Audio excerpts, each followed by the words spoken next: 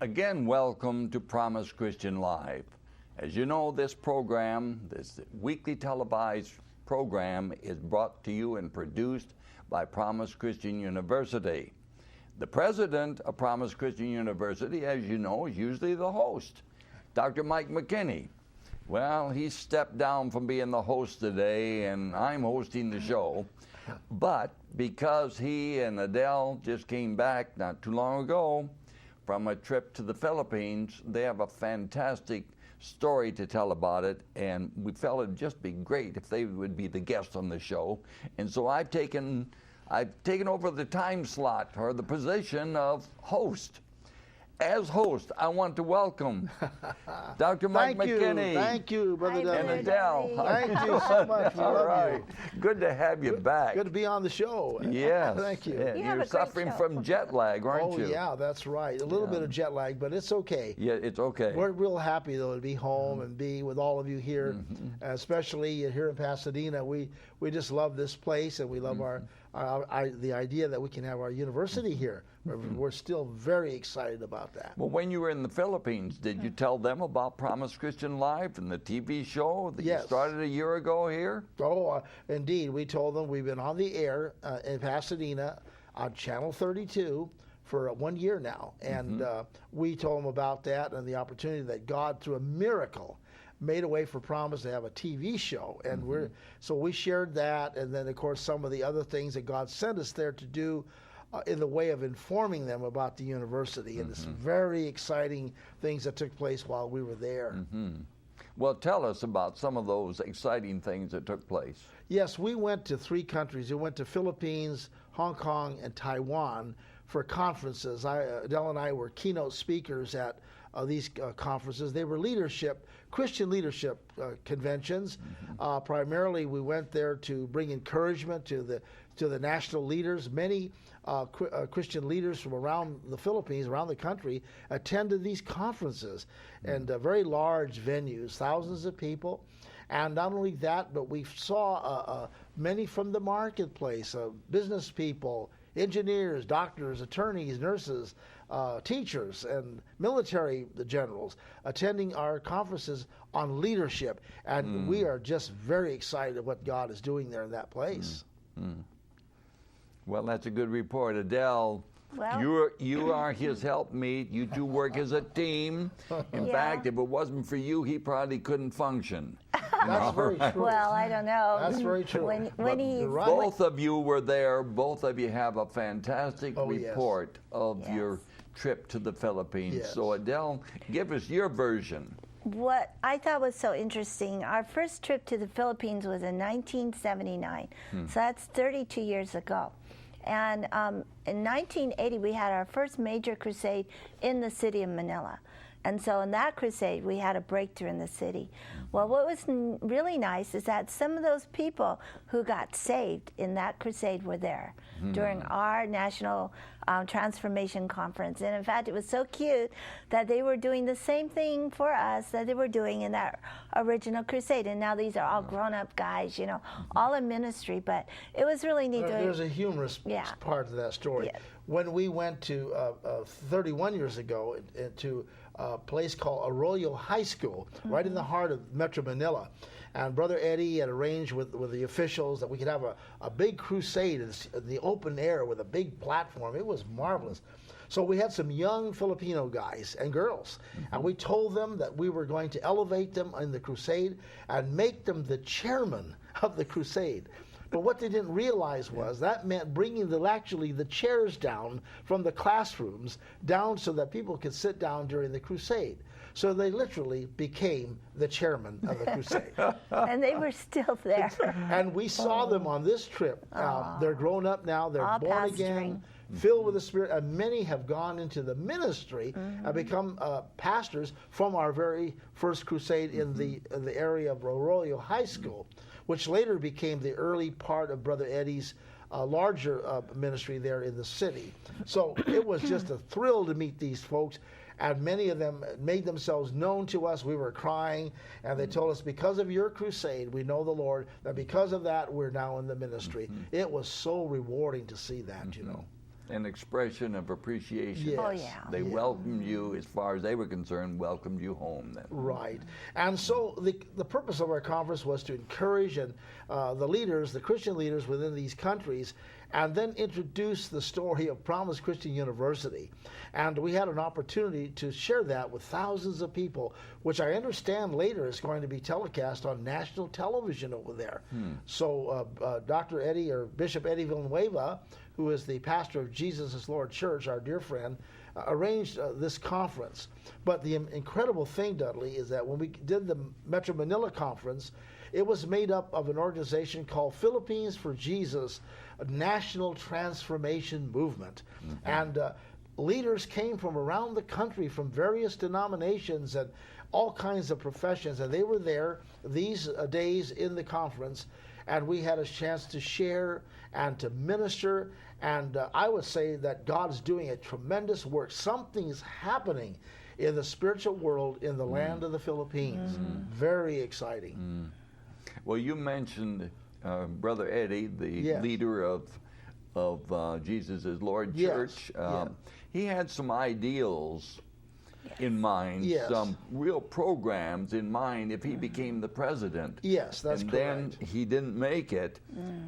What's happening with some of those projects that he had in mind? Brother Eddie is really a patriot of the country. He has a heart for the nation. And that's one of the reasons he became a minister. He had been a radical activist from the university belt. He was a professor of political science, law, and economy.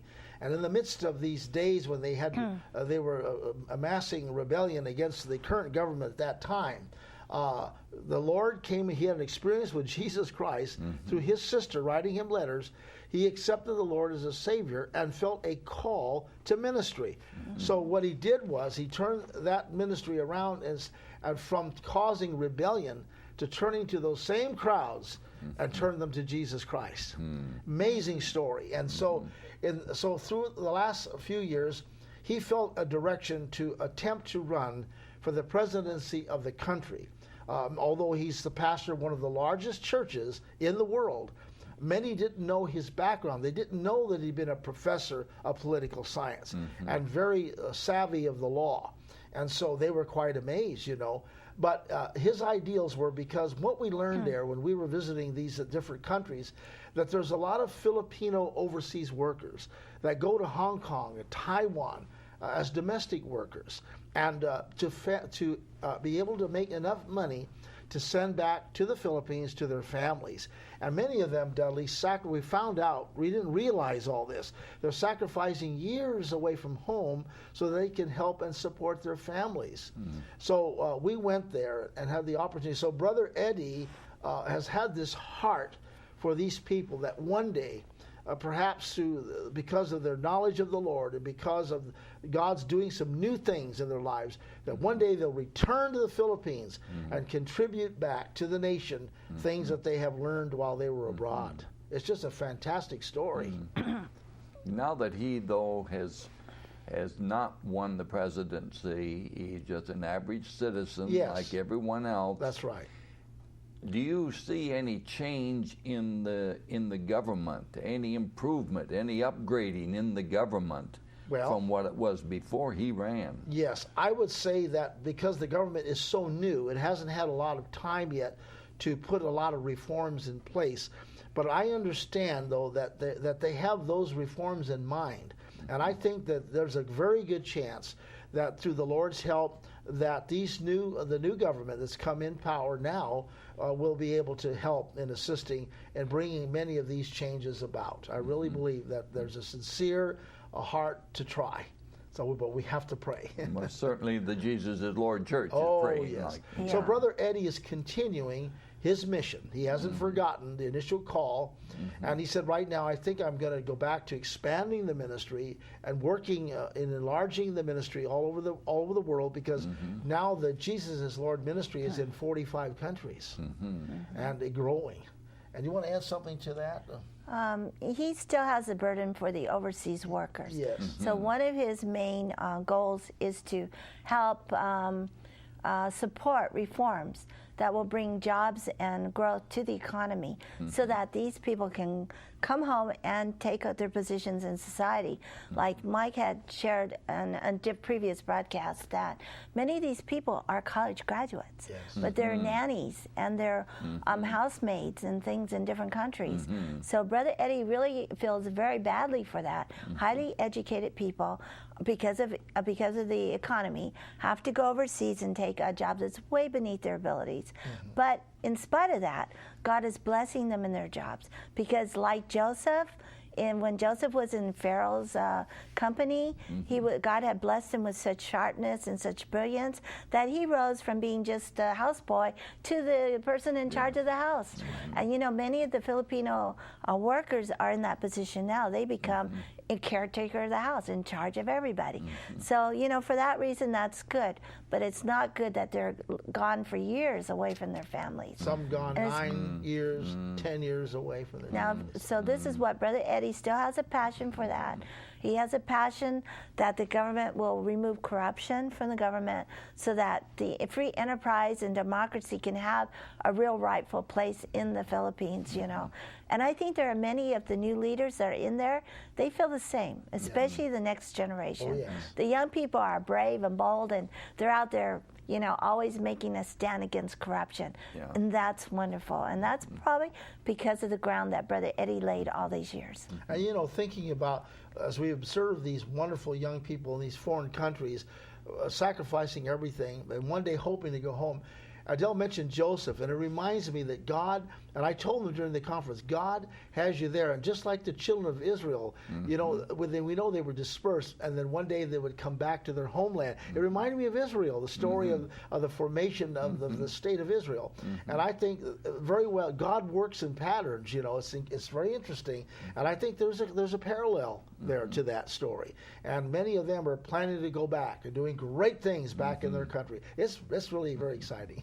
Well, you mentioned earlier before the show some heart-wrenching experiences between some of the young people that went overseas to work. Yes. And their children back.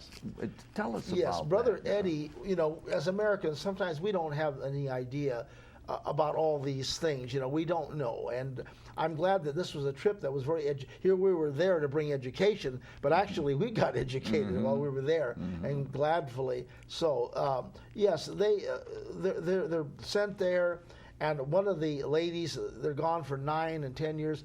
And one of the ladies cried and told Brother Eddie, you know, Brother Eddie, I've been away from home for 9 years, and when I finally came home, sending money back, supporting the children, getting them through school. But when I came home, that some of the children were angry at me and said, Mama, you left us. You were taking, care of the children of foreign people, and you forgot about us, you know. And she told Brother Eddie, says, you know, when they told me that, I was so hurt, I wanted to die. And so he prayed for her and he comforted her. And so she went back and explained to the children, they understand now why Mama had to make that terrific sacrifice so that they could be taken care of and they could finish school. And that's why we want to do something to help them too through our educational system with Promise. God's put a great burden in our heart on this trip. I think we're not going to be the same after this trip. This was very significant, you know. And of course, she's an example of thousands, probably hundreds of thousands young Filipino women that had to leave home and be a maid or be a nanny or whatever. And the guys are drivers. You know, some of them are college degree people, but because of the poverty in the country, they were forced to take these jobs abroad. You know, and that's what breaks the heart of Brother Eddie. You know, it breaks his heart. Just excited. God made a way. We went on to, of course, to Hong Kong. Same thing. These workers there in Hong Kong, made up mostly of young ladies, a few guys in the audience, but ministering in these large conventions was just a high point of our lives.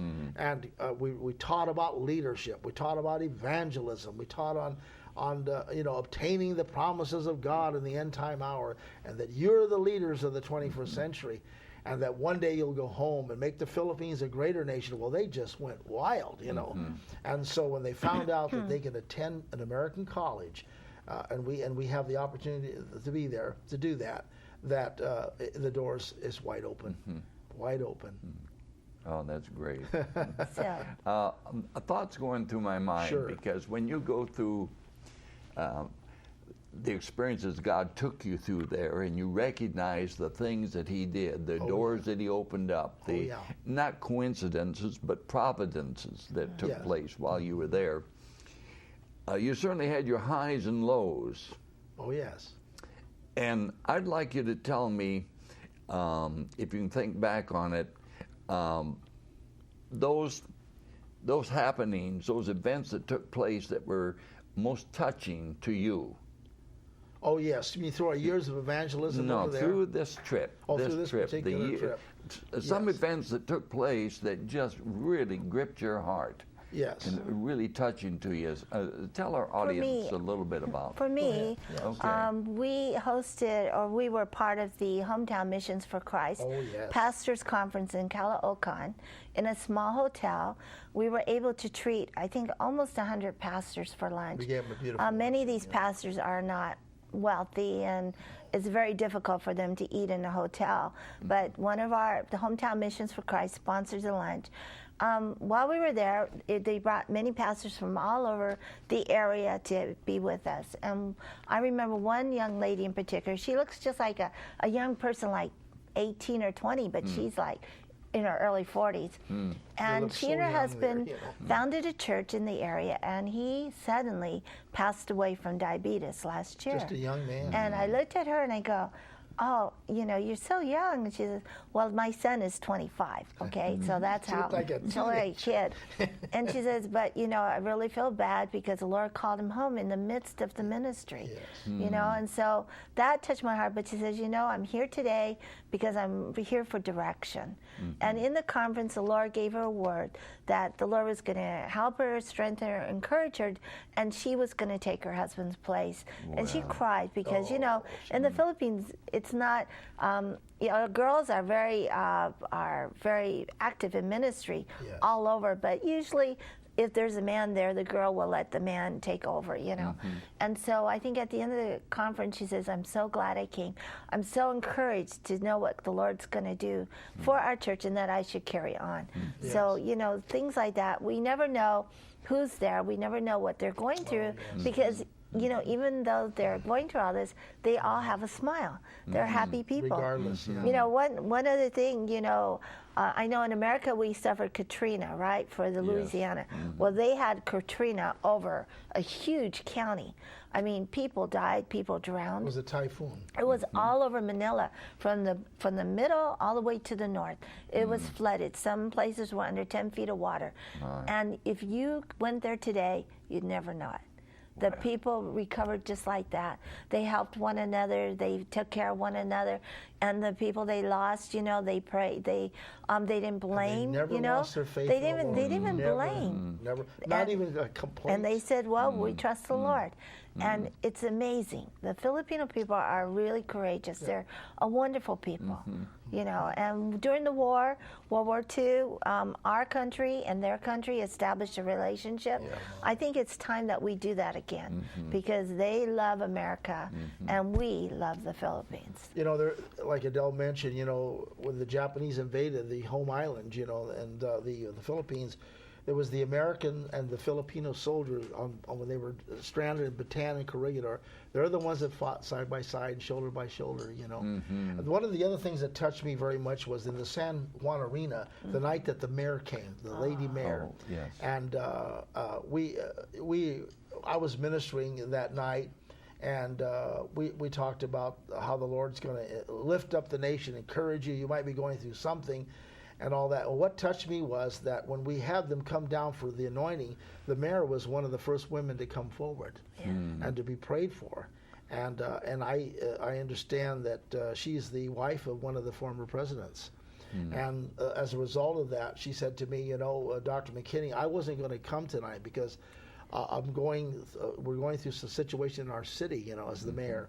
But she says, I'm glad I did, because your message brought to home that no matter what, God's going to bring us through, and we're going to possess the land for the Lord, and He's going to remove all the obstacles. That message has turned me around tonight. That was very touching for me, you know. And so we were able to reach the poor and the middle class folks, and then the very wealthy and the very affluent in government. Just, and they're all so sweet and so open to God, you know, whatever you want to do. And that was the night I stood up and I cried and I said, I want to thank you guys for, I said, I know that the Philippines has many wonderful colleges and universities and seminaries. Have for years. We all know that. But I said, I want to thank you for giving Promise a chance to be here with you, because you have been so kind to us the last 30 years that our school, we want to give back something. And the applause was deafening, you know. So it was very heart-touching for me personally to see these beautiful people so on fire for God. Amen. What a report. What a report. Hong Kong. Hong Kong, wow. You know, we haven't been in Hong Kong since 1988. And we were there in 1979. It's completely different. Oh, it's grown immensely. That Hong Kong is fabulous. It's very affluent. According to the people there, people work, and they buy. So, you know, the prices are higher. But the thing in Hong Kong, and what I'm hearing, is that many churches in Hong Kong. And many people from China come to Hong Kong because they can, and they come to church in Hong Kong. They're getting saved. So there is, the Hong Kong seems to be the launching pad for the gospel to China. And even though it's not quite open yet or what, there are so many people being saved in China right now. Yes. So it's very exciting. Hong Kong is a great place. And you had your pictures taken in Hong Kong, right? Yes, we were. Well, actually, that was Taiwan. You want to show Taiwan. that picture? Yeah, we went to 101, the tallest building. The tallest building in Taiwan. It's called 101. They showed the picture. 101, we're Oh, there. yeah. And that's at the top. What a good-looking couple. You have to thank climb you. up. Mike says, I need oxygen. Oh, yes. I told them no jumping from No the jumping. tower. You know. But there is a fellow that parachutes from there every New Year. He's a professional paratrooper, and he makes it every year, you know. It's amazing. These countries, they used to be so poor, but God is blessing them, and they're all becoming very prosperous. And in Taiwan, there's so many churches, wonderful Christian people. Yes. And it was great. So all in all, I would say that it was one of the most successful trips we've ever had in 30 years. We've come back with an exciting report because God is doing great things in those countries. Great things. Well, I'm glad you come back to us with this kind of report. I know it was a blessing to those who viewed our program today. And to see you host Dr. Mike McKinney as the guest. Thank you. That's different, unusual, and I think we've all been blessed. And is there anything that you would like to say, Adelle, relative to the university? We've got 30 seconds. 30 seconds? Oh, my goodness. Okay. Well, if you want to visit our website, it's www.promisechristianuniversity.com. If you'd like to call us, it's 1-888-723-6233. And, of course, you can email us at mypcu@aol.com. We'll look forward to hearing from you. Okay, people, you heard the information. You can contact Promise Christian University if you're interested in getting involved in any way, shape, or form with their curriculum. Find out about their curriculum by calling. And in the meantime, we say goodbye. God bless you. See you next week. Thanks, Dudley. I appreciate it.